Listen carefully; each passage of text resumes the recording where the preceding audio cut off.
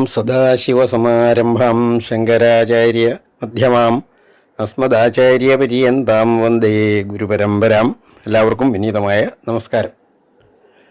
നാരായണീയത്തിലെ 92-ാം ദശകം പഠിക്കാം. ഈ ദശകത്തിലെ കർമ്മ മിശ്ര ഭക്തി ആണ് വർണ്ണിക്കുന്നത്. 91-ാം ദശകത്തിലെ ഭക്തി മഹത്വം ആയിരുന്നു.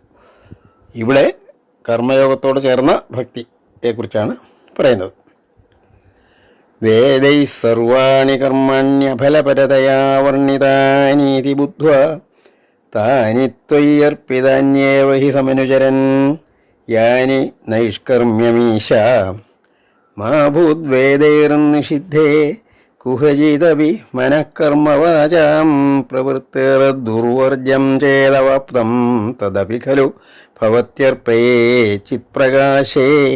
വേദൈഹി വേദങ്ങളാൽ സർവാണി കർമാണി എല്ലാ കർമ്മങ്ങളും അഫലപരതയാ വർണ്ണിതാനി ഫലം ഉദ്ദേശിച്ച് ചെയ്യേണ്ടതല്ല എന്ന നിലയിൽ മാഫലേഷു കഥാചന എന്ന് പറയാമല്ലോ.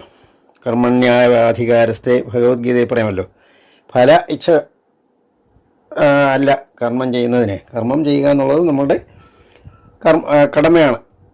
ആ അർത്ഥമാണ് വേദങ്ങളിലും ആ രീതിയിലാണ് കർമ്മത്തെ കണ്ടിരിക്കുന്നത്. അതാണ് ഫലപരതയാ അങ്ങനെയാണ് വർണ്ണിച്ചിരിക്കുന്നത്. ഇതി ബുദ്ധ്യ എന്ന് ഇതി ബുദ്ധ്വ ഇപ്രകാരം അറിഞ്ഞിട്ട് താനി അവയെ ത്വയ്യർപ്പിതാനിയവ നിന്നിൽ അർപ്പിക്കുന്നവകളായി തന്നെ ഈ സമനുചരൻ ഞാൻ അങ്ങനെ ചെയ്യുന്നവനായിട്ട് യാനി എന്നാണ്. അവിടെ യാനി എന്നുള്ളതിന് അങ്ങനെ പൊയ്ക്കൊള്ളാം, അങ്ങനെ മുന്നോട്ട് പൊയ്ക്കൊള്ളാം എന്നുള്ളതാണ് അവിടെ. അതൊരു ക്രിയാപദമാണ്. നൈഷ്കർമ്മ്യം ഈശ, നൈഷ്കർമ്മ്യം ജ്ഞാനമാർഗം ആണ്. അങ്ങനെ ഞാൻ ആ കർമ്മമാർഗത്തെ അങ്ങനെ കണ്ടിട്ട് ഞാൻ ജ്ഞാനമാർഗം പിന്നെ സ്വീകരിച്ചോളാം എന്നാണ് ഇവിടെ. കർമ്മമാർഗം ഞാൻ എല്ലാം ഈശ്വരപരമായിട്ട് ചെയ്തു കൊള്ളാം, പിന്നെ ഞാൻ ജ്ഞാനമാർഗം നോക്കാം, ഞാൻ അതിനെ ശീലിക്കാം എന്നാണ്. മാ ഭൂത് വേദൈർനിഷിദ്ധേ കുഹചിദപി വേദങ്ങളിൽ നിഷിദ്ധമായിരിക്കുന്ന കുഹചിദപി ഒന്നിലും തന്നെ മനഃകർമ്മവാചാം പ്രവൃത്തി മനസ്സിൻ്റെയോ കർമ്മത്തിൻ്റെയോ വാക്കുകളുടെയോ പ്രവൃത്തി മാഭൂത് എനിക്ക് ഉണ്ടാകരുത് എന്നാണ്. ആ വേദനിഷിദ്ധമായ ഒരു കാര്യത്തിലും എനിക്ക് പ്രവൃത്തി ഉണ്ടാകരുത്. പിന്നെ പറയുന്നത് ഇനി അങ്ങനെ അല്ലാതെ പറ്റിപ്പോയാൽ എന്നുള്ളതാണ്. ദുർവർജ്യം ചെയ്ത്, ദുർവർജ്യം എന്ന് പറഞ്ഞാൽ അങ്ങനെ വർജിക്കാൻ പറ്റാത്തവയായി, അത് ഒഴിവാക്കാൻ പറ്റാത്തവയായാൽ ചെയ്തെന്ന് പറഞ്ഞാൽ അങ്ങനെ ആയാൽ ദുർവർജ്യമായിട്ട് അവാപ്തം എന്ന് പറഞ്ഞാൽ വന്നുപെടുകയാണെങ്കിൽ എന്നർത്ഥമാണ്. തദപി അതെല്ലാം തന്നെ ഖലു ഭവത്യർപ്പയേ ഞാൻ അങ്ങയിൽ അർപ്പിക്കുന്നു, ചിത്പ്രകാശനായ അങ്ങയിൽ അർപ്പിക്കുന്നു. യസ്ത്വന്യഃ കർമ്മയോഗസ്തവ ഭജനമയസ്തത്രയാഭീഷ്ടമൂർത്തിം ഹൃദ്യാം സത്വൈകരൂപാം ദൃശതി ഹൃദി മൃതി ക്വാപി വാ ഭാവയിത്വാ പുഷ്പൈർഗന്ധൈർനിവേദ്യൈരവിജവിരചിതൈ ശക്തിതോ ഭക്തിഭൂതൈർനിത്യം വര്യാം സവര്യാം വിദധദൈ വിഭോ ത്വത്പ്രസാദം ഭജേയം. യഹ തു അന്യഃ യാതൊന്നാണോ അന്യം മറ്റ് കർമ്മയോഗ, അന്യഃ കർമ്മയോഗം അത് വൈദിക കർമ്മം അല്ലാതെ കർമ്മയോഗത്തെക്കുറിച്ച് അടുത്തത് പറയുന്നത്. വൈദികമുണ്ട്, പിന്നെ താന്ത്രിക കാര്യം ആണ് പിന്നെ പറയുന്നത്. വൈദിക കർമ്മം ഉണ്ട്, താന്ത്രികമുണ്ട്, പിന്നീട് ഇതിന് ശേഷം ഭക്തി മാത്രമായിട്ടുള്ള അങ്ങനെ 3 രീതിയിൽ കർമ്മയോഗങ്ങൾ പറയുന്നുണ്ട്. അന്യഃ കർമ്മയോഗ അങ്ങനെ യാതൊന്നാണോ അത് തവ ഭജനമയ അങ്ങനെ ഭജിക്കുന്നതിൽ കൂടുതൽ ശ്രദ്ധയുള്ളത്. തത്ര അവിടെ അഭീഷ്ടമൂർത്തിയെ നമ്മളുടെയൊക്കെ ഒരു അഭീഷ്ടമൂർത്തി കാണും. നമ്മുടെ ധർമ്മദൈവം എന്നൊക്കെ പറയുന്നത് പോലെ അഭീഷ്ടമൂർത്തിയെ ഹൃദ്യാം സത്വൈക രൂപം എന്നാണ്. ഹൃദ്യാം എന്ന് പറഞ്ഞാൽ മനോഹരവും സാത്വിക സ്വഭാവമുള്ളവയും എന്നാണ്. അങ്ങനെയുള്ള മൂർത്തിയെ ദൃശത്ത് എന്ന് പറഞ്ഞാൽ കല്ല്, ഹൃദയത്തിലെ മൃത്ത് മണ്ണിലെ ക്വാപി ഇവിടെ എവിടെയെങ്കിലും ഭാവയിത്വ അവിടെ സകല ആരാധനയെക്കുറിച്ചാണ്. ദേവാരാധന നമ്മൾ ക്ഷേത്രങ്ങളിലും മറ്റും ശിലയിലും ആണല്ലോ വിഗ്രഹങ്ങൾ വരുന്നത്. ഇതിൽ അങ്ങനെ ഭാവയിത്വ അതിൽ സങ്കല്പിച്ചിട്ട് എന്നർത്ഥം. പുഷ്പൈർ ഗന്ധൈഹി പുഷ്പങ്ങളെ കൊണ്ടും ഗന്ധങ്ങളെ കൊണ്ടും നിവേദ്യങ്ങളെ കൊണ്ടും നിവേദ്യൈഹി അഭിജ വിരചയിതൈഹി ഇവകളെ കൊണ്ടാണ് ഇവിടെ ഭജന എന്നാണ്. ശക്തിത ശക്തി അനുസരിച്ച് മതി. ഭക്തിഭൂതൈഹി ഭക്തി നിറഞ്ഞവരാൽ നിത്യം വരിയാം സപരിയാം നിത്യഭൂതൈഹി വിരചിതൈഹി നിത്യഭൂതങ്ങളായ ഭക്തിഭൂതൈഹി ഭക്തിയോടുകൂടിയ ഈ സവര്യകളാൽ നിത്യം വരിയാം സവരിയാം ഈ നിത്യ ദിവസവും സവരിയെ ചെയ്യാം. അങ്ങനെ അങ്ങനെ ചെയ്യുന്നവനായ ആ ആള് തത്പ്രസാദം ഭജേയം എന്നാണ്. നിന്തിരുവടിയുടെ പ്രസാദം നേടിക്കൊള്ളാം എന്നാണ്. ഞാൻ ഭജേയം എന്ന് പറഞ്ഞാൽ ഞാൻ നേടിക്കൊള്ളാം. അപ്പം അങ്ങനെ ചെയ്യുന്നയാൾ ആ പ്രസാദം നേടും എന്നുള്ള അർത്ഥമാണ്. സ്ത്രീ ശൂദ്രാസ്തുത്കഥാതിശ്രവണവിരഹിത ആസതാം തേ ദയാർഹാസ്തുത്പാദസന്നയാതാൻ ദ്വിജകുലജനുഷോഹന്ത ശോചാമ്യശാന്താൻ വൃത്യർത്ഥം തേ ജന്തോ ബഹുകഥിതമപി ത്വാം അനാകർണയന്തോ ദൃപ്ത വിദ്യാഭിജത്യൈക്യൂന വിദധതേ താദൃശം മാ കൃതാമം. സ്ത്രീ ശൂദ്രന്മാർ ഇവരൊക്കെ ത്വത്കഥാതിശ്രവണ വിരഹിത നിൻ്റെ കഥകൾ കേൾക്കുന്നതിൽ വിരഹിത ഇല്ലാത്തവരാണ്. അവർക്ക് നിത്യ കർമ്മങ്ങൾക്കൊക്കെയുള്ള സമയവും സൗകര്യമേ ഉള്ളല്ലോ. അങ്ങനെ ആസതാം പറഞ്ഞാൽ അങ്ങനെ ആയിക്കോട്ടെ. തേ ദയാർഹ അവർ ദയാർഹരാണ്. എന്നാൽ ത്വത്പദാസന്നയാതാൻ അങ്ങയുടെ പാദത്തെ എപ്പോഴും ഭജിച്ചുകൊണ്ടിരിക്കുന്നവർ ദ്വിജകുല ജനുഷ ദ്വിജകുല ബ്രാഹ്മണകുലത്തിൽ ജനിച്ച അവരെ ഹന്ത ശോചാമി അശാന്താൻ അശാന്തന്മാരായിട്ട് ഉള്ള അവരെക്കുറിച്ച് ഞാൻ ദുഃഖിക്കുന്നു. അവർക്ക് ആ ഭക്തിയുടെ ഒരു സന്തോഷവും ഭക്തിയുടെ ഒരു മാഹാത്മ്യവും ഇല്ലാതെ പോകുന്നതിനെക്കുറിച്ച് അതാണ് വൃത്യർത്ഥമാണ്. വൃത്യർത്ഥി എന്ന് പറഞ്ഞാൽ വൃത്യർത്ഥം അത് വൃത്തിക്ക് വേണ്ടി ഒരു കർമ്മത്തിന് വേണ്ടി മാത്രം അവർ ചെയ്യുന്നു. തേ യജന്ത യജിക്കുന്നു എന്ന് പറഞ്ഞാൽ പൂജ തുടങ്ങിയവ ചെയ്യുന്നു. ബഹുകഥിതമപി ത്വാം അനാകരണയന്ത പലതവണ പലരും പറഞ്ഞിട്ടുണ്ട് അങ്ങനെയല്ല, ഭക്തി ഉണ്ടെങ്കിലേ താന്ത്രിക വിധികൾക്കോ യജ്ഞവിധികൾക്കോ ഒക്കെ പ്രാധാന്യമുള്ളൂ എന്ന് പലരും പറഞ്ഞിട്ടുണ്ട്. എന്നിട്ടും അതെല്ലാം അനാകരണ എന്ന ചെവി കൊടുക്കാതെ ദൃപ്താഹ എന്നാൽ അവരുടെ ഭാവം എന്താണ്? അവരാണ് എല്ലാം നടത്തിക്കൊണ്ട് പോകുന്നത് അഹങ്കാരത്തോടു കൂടിയവരെ വിദ്യാഭിജാത്യൈഹി ദൃപ്താഹ വിദ്യയുണ്ട് അഭിജാത്യമുണ്ട് അധികാരമുണ്ട് എന്നുള്ള അഹങ്കാരത്തോടുകൂടി കിമുന വിദധയെ എന്തെന്ത് ചെയ്യുകയില്ല അവർ. എന്നെ ആ വിഭാഗത്തിലുള്ള ഒരാളാക്കി മാറ്റില്ലേ എന്നാണ് താദൃശം മാ കൃതാമാം. മാ എന്ന് പറഞ്ഞാൽ മാമ്മ എന്നെ അങ്ങനെയുള്ളവനാക്കി മാ കൃതാ അങ്ങ് ചെയ്യല്ലേ. ആപോയം കൃഷ്ണരാമേത്യഭിലപതി നിജം ഗൂഹിതും ദുശ്ചരിത്രം നിർലജ്ജസ്യ വാചാ ബഹുതരകഥനീയാനി മേ വിഘ്നിതാനി ഭ്രാതാമേ വന്ധ്യശീലോ ഭജതി കില സദാ വിഷ്ണുമിത്ഥം ബുധാംസ്തേ നിന്ദന്ത്യുച്ചൈർഹസന്തി ത്വയി നിഹിതമതീം താദൃശം മാ കൃതാമം. അങ്ങനെയുള്ളവരെക്കുറിച്ച് വീണ്ടും പറയുകയാണ്. പാപഹായം ആ പാപബുദ്ധിയോടുകൂടിയ ഇവൻ അങ്ങനെയുള്ള ആൾക്കാരെക്കുറിച്ചാണ്. കൃഷ്ണ രാമാന്ന് അഭിലപതി പറഞ്ഞുകൊണ്ടിരിക്കും. പക്ഷേ നിജം ദുശ്ചരിത്രം ഗൂഹിതം തങ്ങളുടെ ആ ദുഷ്ടമായ മനസ്സിനെ ഒളിച്ചു വെക്കാൻ വേണ്ടി അതാണ് ഗൂഹിതം പറഞ്ഞാൽ ഒളിച്ചു വെക്കുന്നതിന് വേണ്ടി. നിർലജ്ജസ്യ അസ്യവാച നിർലജ്ജനായ ഇവൻ്റെ വാക്കിനാൽ ബഹുതര കഥനീയാനി എൻ്റെ ഞാൻ പറയാൻ ഉദ്ദേശിച്ച പലതും തന്നെ വിഘ്നിതാനി അത് തടയപ്പെട്ടിട്ടുണ്ട് എന്നർത്ഥം. അപ്പം ഭട്ടതിരിക്ക് സ്വന്തമായിട്ട് അങ്ങനെയുള്ള അനുഭവം ഉണ്ടായിക്കൊണ്ട് ആണ് അവിടെ ഇരുന്ന് ചിലപ്പോഴും ഭജനയ്ക്കുള്ള സൗകര്യം തന്നെ ചിലപ്പം വേണ്ട എന്നൊക്കെ ആരെങ്കിലും പറഞ്ഞു കാണാം. അല്ലെങ്കിൽ ക്ഷേത്രമൊക്കെ താന്ത്രിക വിധിക്കാണല്ലോ ഇങ്ങനെ കീർത്തനത്തിനൊന്നും ഉള്ള സ്ഥലമല്ല എന്നൊക്കെ ആരെങ്കിലുമൊക്കെ പറഞ്ഞു കാണാം. അങ്ങനെ വരാം. ഭ്രാതാമേ വന്ധ്യ അതിൽ ഇദ്ദേഹത്തിൻ്റെ തന്നെ ഭ്രാതാവായിട്ടുള്ളൊരു ബ്രാഹ്മണൻ അതിൽ പങ്കുണ്ടെന്നുള്ളതാണ്. ഭ്രാതാമേ വന്ധ്യശീല എന്നുള്ളതിന് പറയുന്നത് പോലെ കാര്യങ്ങൾ ചെയ്യാത്തയാൾ എന്നുള്ള അർത്ഥമാണ് ഇവിടെ. അങ്ങനെയുള്ള ഭജതിക സദാ വിഷ്ണുവിനെ പക്ഷേ എപ്പോഴും വിഷ്ണുവിനെ ഭജിക്കുകയും ചെയ്യും. പക്ഷേ വേണ്ട രീതിയിലല്ല എന്നാണ് ഇദ്ദേഹത്തിൻ്റെ അഭിപ്രായം. ഇത്തം ബുധാൻ തേ നിന്ദന്തി എന്നാൽ അറിവുള്ളവരെയൊക്കെ നിന്ദിക്കുകയും ചെയ്യും. ഉച്ചൈഹി ഹസന്തി അവരെക്കുറിച്ച് പരിഹസിക്കുകയും ചെയ്യും.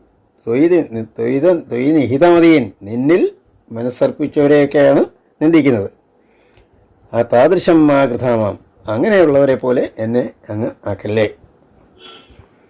എല്ലാം ഗുരുവായൂരപ്പനോട് പറയുകയാണ്. ശ്വേതഛായം കൃതേ ത്വാം മുനിവരവപുഷം പ്രീണയന്തേ തപോഭിസ്ത്രേതായാം സൃക്സ്രുവാദ്യങ്കിതമരുണതനും യജ്ഞരൂപം യജന്തേ സേവന്തേ തന്ത്രമാർഗൈർ വിലസദരിഗതം ദ്വാപരേ ശ്യാമളാംഗം നീലം സങ്കീർത്തനാദ്യൈരിഹ കലിസമയേ മാനുഷാസ്ത്വാം ഭജന്തേ.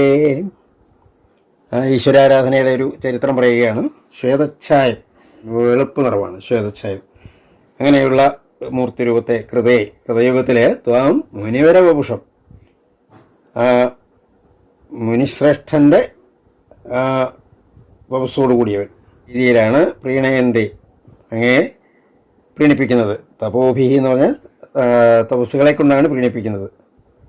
അത് കൃതയുഗത്തിലാണ്. ത്രേതായാം സൃക്സ്രുവാദ്യങ്കിതമരുണതനും, ത്രേതായുഗത്തിലെ അരുണതനുമാണ്. അരുണം എന്ന് പറഞ്ഞാൽ ചുവന്ന ശരീരത്തോടു കൂടിയ രൂപത്തിലെ സ്രുവം, അത് സ്രുവം, ജുഹു തുടങ്ങിയ ഉപകരണങ്ങളുണ്ട്. അത് യജ്ഞത്തിന് ഉപയോഗിക്കുന്നതാണ്. നെയ്യ് ഹോമിക്കുന്ന 2 ഉപകരണങ്ങളാണ്. നെയ്യും ഹവിസ്വവും ഹോമിക്കുന്ന ഉപകരണങ്ങളാണ് സ്രുവവും ജുഹുവും എന്ന് പറയും. സ്രുവാങ്കിതം അരുണതനും യജ്ഞരൂപനായ അങ്ങേ ത്രേതായുഗത്തിലെ സേവിക്കുന്നു. സേവന്തേ തന്ത്രമാർഗേർ വിലസദരിഗതം,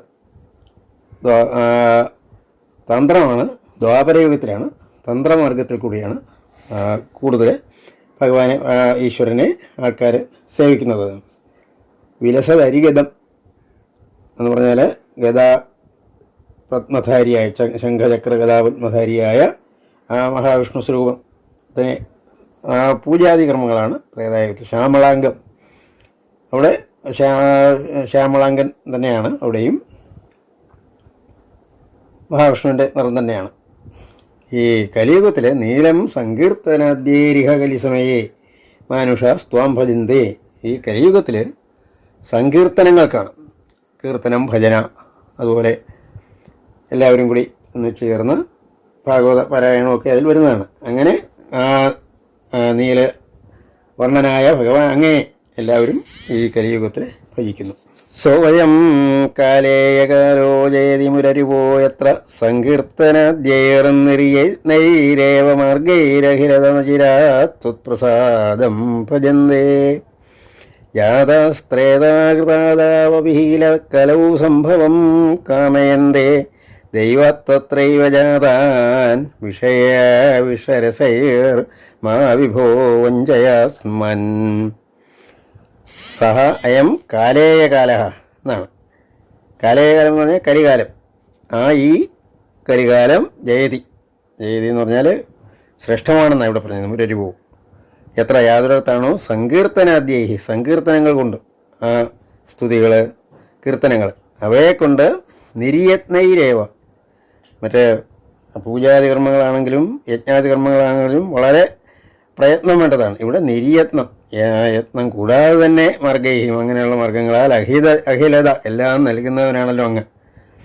ന ചിരാത്, ചിരം എന്ന് പറഞ്ഞാൽ വളരെക്കാലം വേണം മറ്റു മാർഗങ്ങളിൽ. ഇവിടെ ന ചിരാത്, പെട്ടെന്ന് തന്നെ ത്വത്പ്രസാദം ഭജന്തി, നിൻ്റെ പ്രസാദം നേടുന്നു കലിയുഗത്തിലെ. അതാണ് ജാതാസ്ത്രേതാകൃതാദാവപി. ജാതാഹ എന്ന് പറഞ്ഞാൽ ജനിച്ചവർ. ത്രേതാകൃതാദികളിൽ, ത്രേതായുഗത്തിലും കൃതയുഗത്തിലും ജനിച്ചവർ പോലും കലവു സംഭവം കാമരുത്. ഈ കലിയുഗത്തിൽ ജനനം ആഗ്രഹിക്കുന്നു. കാരണം എന്താണെന്ന് വെച്ചാൽ അവർക്ക് മറ്റു മാർഗങ്ങളിൽ ഇത്ര എളുപ്പത്തിലും ഇത്ര അനായാസമായിട്ടും ഭഗവാനെ പ്രാപിക്കാൻ സാധിക്കുകയില്ല. കലിയുഗത്തിലൊക്കുമല്ലോ. അതുകൊണ്ട് ഈ കലിയുഗത്തിലുള്ള ജനനം ആഗ്രഹിക്കുന്നതാണ്. ദൈവാത് തത്രൈവ ജാതാൻ, ആ ദൈവകൃപയാൽ അങ്ങനെ ഈ കലിയുഗത്തിൽ വന്ന ഞങ്ങളെ വീണ്ടും വിഷരസൈഹി, ആ ലൗകിക സുഖമാകുന്ന വിഷയം, അത് വിഷമാകും. ആ രസങ്ങളെ കൊണ്ട് വഞ്ചയിക്കരുത്. മാ വിഭോ വഞ്ചയ, ഞങ്ങളെ വഞ്ചിക്കല്ലേ, അല്ലയോ വിഭോ. അസ്മാൻ മാ വഞ്ചയാണ്, ഞങ്ങളെ വഞ്ചിക്കല്ലേ. ഭക്താസ്താവൽക്കലൗ സ്യുരുദ്രമിളഭൂയി തതോ ഭൂരിശസ്തത്ര ചോച്ചൈ കാവേരീം താമ്രവർണ്ണീമനുകില കൃതമാലാഞ്ച പുണ്യം പ്രതീചീം ഹാ മാമപ്യേതദന്തർഭവമപി ന വിഭോ കിഞ്ചിദഞ്ചദ്രസം ത്വയ്യാശാപാശേർനിബധ്യ ഭ്രമയ നഭവയൻ പൂരയത്തു നിഷേവം. അത് ഭട്ടതിരി സ്വന്തം ഒരു കാര്യം കൂടെ പറയുകയാണ്. ഭക്തന്മാരെ താവൽ കലവും കലിയുഗത്തിലെ ഭക്തന്മാരെ ഉണ്ടാകും. മറ്റു യുഗങ്ങളെ അപേക്ഷിച്ച് ഭക്തിക്ക് കൂടുതലുള്ള കാലമാണ്. ഭക്തന്മാർ കൂടുതലുണ്ട്. സിഹു ഉണ്ടാകുന്നുണ്ട്. അതും ദ്രാവിഡ ഭൂമിയിൽ, ഈ തെക്കേ ഇന്ത്യയിൽ ആണ്, ദ്രാവിഡ ഭൂമാണല്ലോ, അവിടെ കൂടുതലുണ്ടെന്ന്. അതാ തതഹ ഭൂരിശ കൂടുതൽ പേരുണ്ട്. തത്രജ അവിടെ ആണെങ്കിൽ അവിടെ തന്നെയും എവിടെയാണ് കൂടുതലുള്ളത്? കാവേരിയും താമ്രപർണിയും അല്ലെങ്കിൽ അതിനോട് ചേർന്ന് തന്നെ കൃതമാല പ്രദേശങ്ങളിൽ കൂടുതൽ പേരുണ്ടെന്നർത്ഥമാണ്. സിഹു എന്നുള്ള അർത്ഥമാണ്. പുണ്യം പ്രതീകിയും ഈ പടിഞ്ഞാറ് ഭാഗത്തുള്ള നിളാനദി, പുണ്യ എന്ന് പറഞ്ഞാൽ നിളാനദിയുടെ പര്യായമാണ്. അവിടെയും ഭൂരിശ സിഹു എന്ന് പറയാം, കൂടുതൽ ഉണ്ട് എന്നുള്ള അർത്ഥത്തിലാണ്. മാം അവി എന്നെയും ഏതദന്തർഭവം ഇതിലെ ഉൾപ്പെടുന്നവനായ. അപ്പം നിളയുടെ തീരത്താണല്ലോ ഈ ഭട്ടതിരിയുടെ ഗവും ആ ഭാഗത്താണല്ലോ.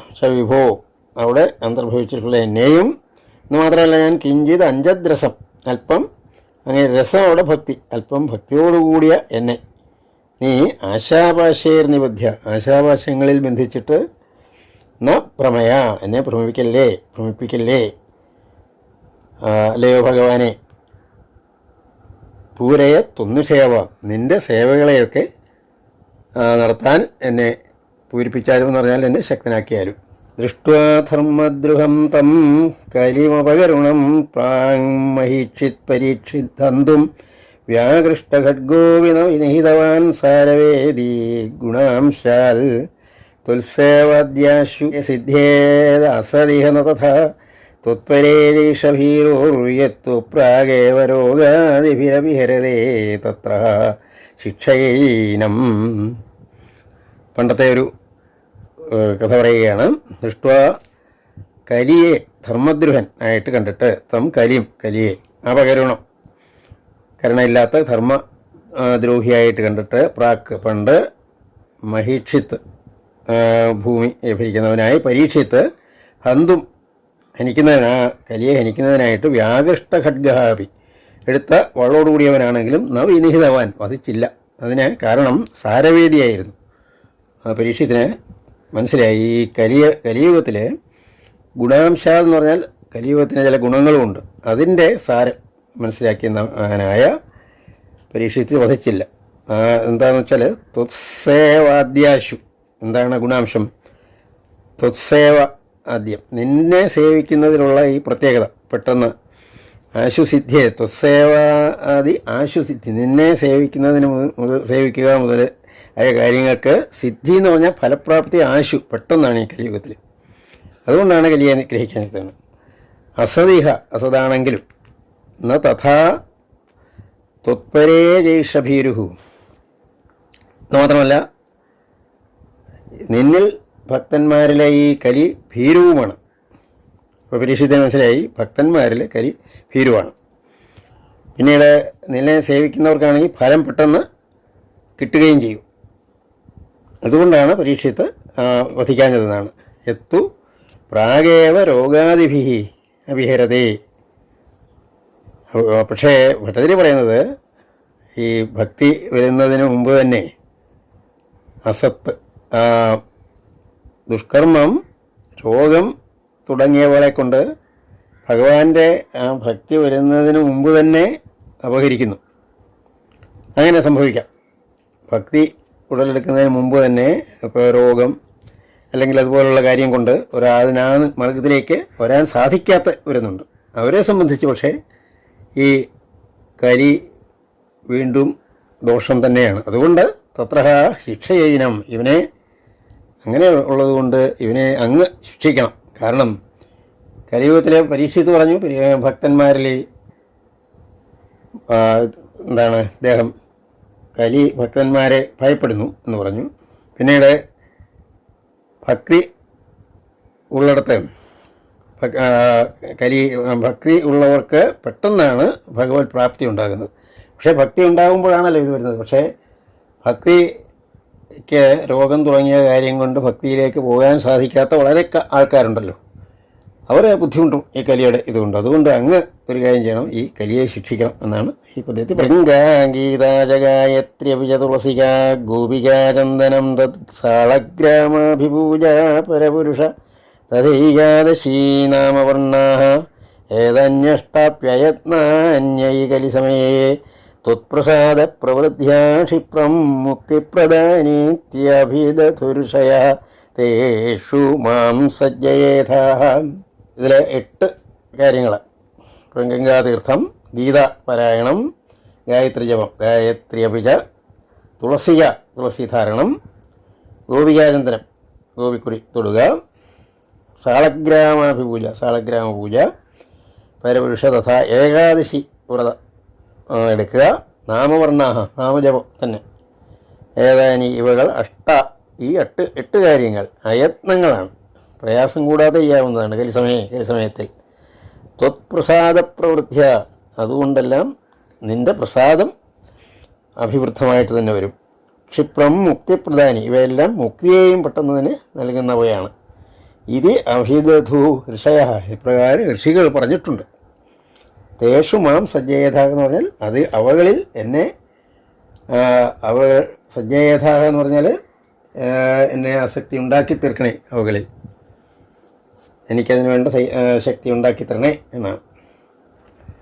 ദേവർഷീണാം പിതॄണാമവിന പുനർണീ കിങ്കരോ വാസഭൂമൻ യോസൗ സർവാത്മനാ ത്വാം ശരണമുപഗതഃ സർവകൃത്യാനി ഹി ത്വാം തസ്യോത്പന്നം വികർമാപ്യഖിലമവനുദസ്യേവ ചിത്തസ്ഥിതസ്ത്വം തന്മേ വാവോത്ഥതാപാൻ പവനപുരപതേരുന്ധി ഭക്തിം പ്രണീയാഹം.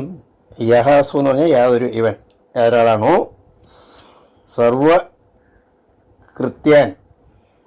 സർവകൃത്യാനി ഹിത്വ എന്നാണ്, എല്ലാ കൃത്യങ്ങളെയും, കർത്തവ്യങ്ങളുണ്ടല്ലോ മനുഷ്യരായാലും അതിനെല്ലാം വെടിഞ്ഞിട്ട്,